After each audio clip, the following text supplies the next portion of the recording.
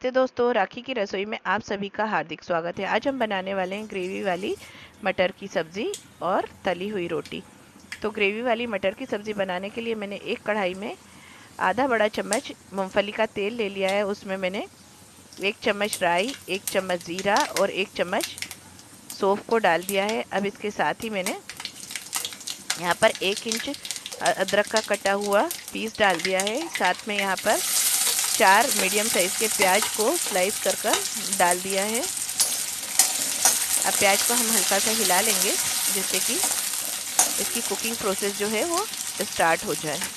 अब गैस की फ्लेम को इस टाइम पर मैंने मीडियम ही रखा है, हाई नहीं रखना है हमें गैस की फ्लेम को। अब देखिए यहाँ पर मैंने 6-7 लहसुन को भी डाल दिया है और 2 मिर्च को बीच में से लंबे लंबे स्लाइस कर डाल दिया है। अब देखिए इस तरह से हम इसे हिलाते हुए हल्का गोल्डन कलर आने तक पकने देंगे। उसके पहले मैंने यहाँ पर कुछ बेसिक गरम मसाला डाला है। Bay leaf, black pepper, white pepper, star फूल, सिनेमन स्टिक, बड़ा इलायची, जावित्री और 3 लौंग। अब यहाँ पर ये सभी मसालों को मैं फ्राई करते समय डालना भूल गई थी, तो इसमें मैंने डाल दिया है। अब इन्हें इसी तरह से हम पकने देंगे जब तक कि प्याज जो है हमारी अच्छी ट्रांसपेरेंट कलर में ना आ जाए। देखिए हल्का ट्रांसपेरेंट और हल्का गोल्डन कलर प्याज में आने लगा है। इस स्टेज पर मैंने इसमें 1 चम्मच नमक मिला दिया है। अब नमक मिलाने के साथ ही यहाँ पर मैंने आधा चम्मच के करीब यहाँ पर हल्दी पाउडर डाला है, आधा चम्मच के करीब लाल मिर्च पाउडर डाला है और 1/4 चम्मच के करीब यहाँ पर मैंने धनिया डाला है। 1/4 चम्मच के करीब ही यहाँ पर मैंने भुने हुए जीरे का पाउडर भी डाला है। अब देखिए इस तरह से मसाले को हम कुछ टाइम के लिए अच्छे से तलाने देंगे जिससे मसाले का कच्चापन जो है वो ख़त्म हो जाए। अब यहाँ पर मैंने 2 मीडियम साइज़ के टमाटरों को रफली चॉप कर डाल दिया है। अब इन्हें भी अच्छे से हम पकने देंगे जब तक कि टमाटर हमारे अच्छे सॉफ्ट ना हो जाए। अब देखिए हमारे टमाटर भी अच्छे से पककर सॉफ्ट हो चुके हैं। हमारी जो एक कहना चाहिए प्याज टमाटर का एक जो बेस है सब्ज़ी बनाने का, ग्रेवी का, तो उसे हमने तैयार कर लिया है। अब इसे हल्का ठंडा कर मैंने और मिक्सी के जार में डाल दिया है। इसका हमें एक फाइन पेस्ट बनाना है। जब हमने इसमें बे लीफ डाली थी तो बाकी सारे गरम मसाले हम इसमें रहने देंगे, लेकिन बे लीफ को हम इसमें से निकाल लेंगे। अब इसके साथ ही मैंने सब्ज़ी को थोड़ा हेल्दी और एक अच्छा सा थिक देने के लिए 4-5 काजू और 4-5 बादाम को 15-20 मिनट पहले गुनगुने पानी में डाल दिया था जिससे कि ये थोड़ा गल जाए। अब देखिए इस तरह से मैंने काजू और बादाम को दोनों को डाल दिया है। बादाम के मैंने छिलटे नहीं निकाले हैं।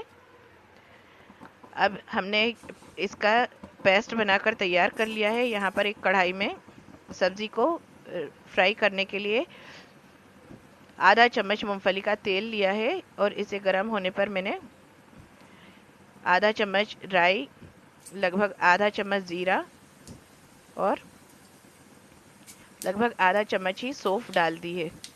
सौंफ जो है हमारे यहाँ पर मटर वगैरह की सब्ज़ी में विशेष तौर से यूज़ किया जाता है। अब यहाँ पर मैंने बारीक पिसा हुआ बेसन 2 चम्मच डाल दिया है। बेसन को डालने के बाद इसे हम फ्लेम को स्लो कर और अच्छे से पकने देंगे तेल के अंदर कि बेसन का जो कच्चापन है वो निकल जाए। नहीं तो बेसन अगर कच्चा रहेगा तो सब्ज़ी का टेस्ट जो है उसे ख़राब कर देगा।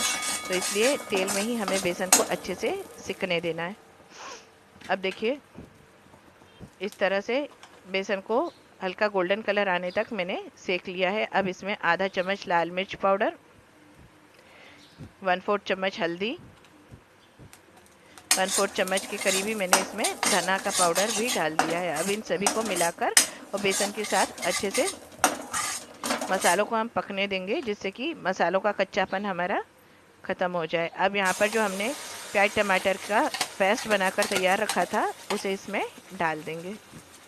हमारे जो प्याज टमाटर का पेस्ट है ऑलरेडी पका हुआ था, तो इसे हमें ज़्यादा पकाने की ज़रूरत नहीं है। बस बेसन के साथ हमारा जो पेस्ट है वो काफ़ी अच्छे से एक सार हो जाए, बस इतना ही हमें इसे पकाना है, क्योंकि बेसन भी हमारा सिका हुआ है और प्याज टमाटर का जो पेस्ट हमने बनाया था वो भी अच्छे से सिका हुआ है। अब देखिए इस स्टेज पर अच्छे से सिक जाने के बाद, और यहाँ पर मैंने 1 कप फ्रेश दही को डाल दिया है, जिससे कि सब्ज़ी में बहुत ही अच्छा टेस्ट आता है और हेल्दी भी होती है। अभी गर्मी का टाइम भी चल रहा है, तो इसके लिए दही कहीं ना कहीं तो सब्जियों में यूज़ किया ही जाता है। अब देखिए दही को हमें हिलाते हुए इस तरह से पकाना है कि जिससे दही जो है वो फटे ना। अगर दही सब्ज़ी को हम हिलाते नहीं रहेंगे तो दही अगर फट जाएगा तो हमारी सब्ज़ी का टेस्ट और टेक्सचर दोनों ही ख़राब हो जाएगा। अब यहाँ पर मैंने 1 चम्मच के करीब हींग डाल दी है। इसमें हींग का जो टेस्ट है वो भी काफ़ी अच्छा आता है। अब इसके साथ ही मैंने यहाँ पर कुछ आधा 1/4 चम्मच के करीब यहाँ पर नमक डाल दिया है। बाकी नमक मैंने ऑलरेडी उस जो हमने पेस्ट बनाया था उसमें डाल रखा है, तो इसलिए हमें नमक को देखकर ही डालना है। आप अपने टेस्ट के अकॉर्डिंग इसमें कम और ज़्यादा नमक कर सकते हैं। अब यहाँ पर मैंने 1 कप जो ग्रीन पीस हैं इसे बॉईल कर 90% तक रख लिया था, और 10% इस ग्रेवी के साथ पकने देंगे, जिससे कि ग्रीन पीस के अंदर या मटर के अंदर हमारा जो ग्रेवी का टेस्ट है वो पूरा चला जाए। अब देखिए यहाँ पर थोड़ा सा मुझे ग्रेवी थिक लग रही थी, तो मैंने गुनगुना पानी डाला था, उसको शूट करना भूल गई हूँ। मैंने यहाँ पर 1.5 कप के करीब गुनगुना पानी डाला था। अब हमारी सब्ज़ी बनकर बिल्कुल तैयार हो गई है, और इसे अब हमने बारीक कटे हुए हरे धनिए के साथ सर्व करने के लिए तैयार करना है। अब देखिए हमारी सब्ज़ी पूरी तैयार हो गई है। अब मैं एक तली हुई रोटी का आपको रेसिपी बताऊंगी। आज मैंने सुबह ही रोटी बना ली थी और बच्चों को रोटी खानी नहीं थी। आज मैंने रोटी सुबह ज़्यादा बना ली थी, तो अब देखिए बच्चे बोले कि हमें सुबह की रोटी नहीं खाना है, कुछ अच्छा ही खाना है। तो ठीक है, मैंने भी कहा मैं सुबह की रोटी भी खिलाती हूँ और अच्छा भी खिलाती हूँ। तो इसके लिए हमारे यहाँ पर भी हमारी मम्मी, नानी, दादी ये लोग इस तरह से बनाकर हमें खिलाया करती थी।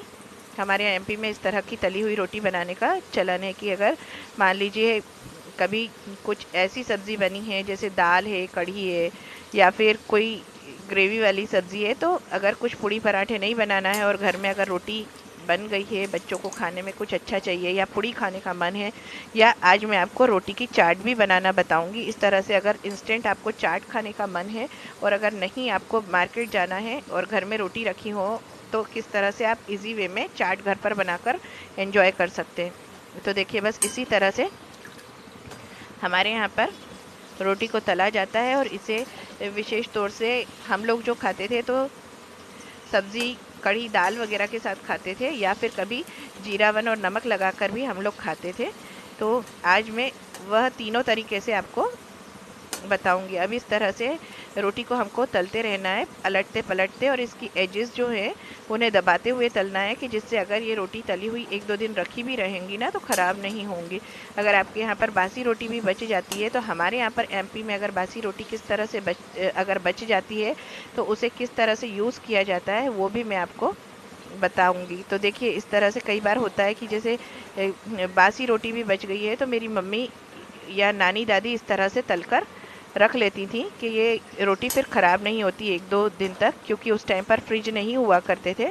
तो रोटी को अगर फेंकना नहीं है, कोई किसी भी तरह का हमारे घर में अनाज का अपमान ना हो या नुकसान ना हो, तो इस तरह से तलकर रोटी रख ली जाती थी कि ये सुबह की चाय के संग हमें नाश्ते में, आजकल जैसे बच्चे ब्रेड खाना पसंद करते हैं, तो हमें इस तरह से रोटी खाने में मिलती थी और बड़ा अच्छा आनंद आता था हमें ये रोटी खाने में। देखिए हमारी रोटी अच्छी गोल्डन कलर में तलाकर तैयार हो गई है। अब इसे बस हल्का सा तेल को निथार कर रख लेंगे। अब देखिए इधर मेरी सब्ज़ी भी बनी हुई तैयार है, जो ऑरेंज प्लेट रोटी के संग रखी हुई है। इसमें जो मसाला और नमक दिख रहा है तो जीरावन और नमक है, और साथ में यहाँ पर पुदीने की चटनी, इमली की चटनी और दही है। तो इसे इस तरह से एंजॉय कर कर आप चाट पापड़ी बनाकर भी खा सकते हैं। एक बार अगर इस तरह से रेसिपी बनाकर खाइए, पसंद आए तो एंजॉय मुझे कमेंट कीजिए।